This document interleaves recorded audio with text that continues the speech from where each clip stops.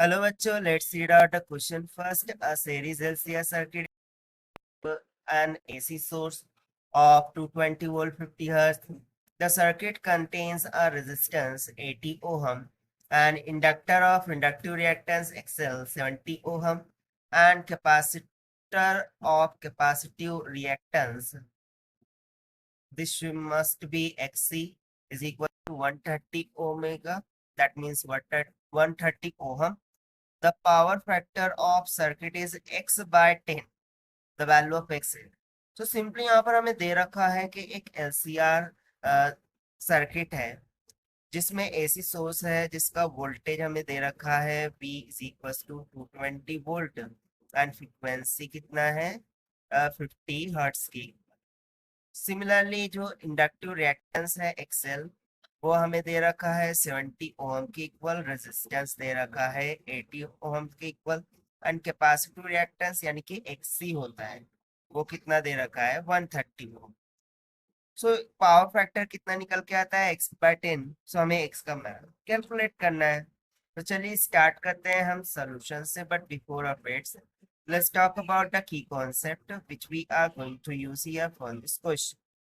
तो सिंपली यदि मैं बात करूं एलसीआर सर्किट, तो पावर फैक्टर क्या होता है कोसाइन ऑफ पाई, जो कि इक्वल हो जाता है आर बाय जेड के। सो हम इसको मान लेते हैं concept first and concept second में हम यूज कर लेंगे द फॉर्मूला ऑफ इम्पिडेंस, जो कि हो जाता है Z is equal to under root over R square plus, यहाँ अवधि में यहाँ पर देख रिएक्टेंस ग्रेटर है क्या इंडक्टिव रिएक्टेंस से, इसीलिए XC minus XL that whole bracket पर ये फॉर्मूला हम यूज करें। तो चलिए फिर स्टार्ट करते हैं सॉल्यूशन से। तो सिंपली हम यहाँ पर यूज कर लेंगे the formula of power factor cosine of pi. This will be equals to R divided by Z.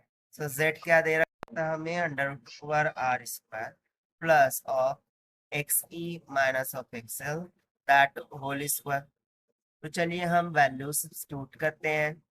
So this must be equals to resistance दे रखा था 80 ohm divided by the under root over resistance का whole square that means 80 का square plus of XC हमें दे रखा था how much it is XC 130 XL 70। So यहाँ पर हम लिखेंगे 130 माइनस 70 दैट होल स्क्वायर। यदि मैं इसको सिंप्लीफाई करूं तो ये हो जाएगा 80 divided by under root over 6400 plus 130 minus 70 यानी कि 60 हो जाएगा। तो 60 का होल सो ये हो जाएगा 80 divided by under root over 6400 plus 3600। So ये हो जाएगा कुछ 10,000 यानी कि 100 ये बाहर निकल के आ जाएगा।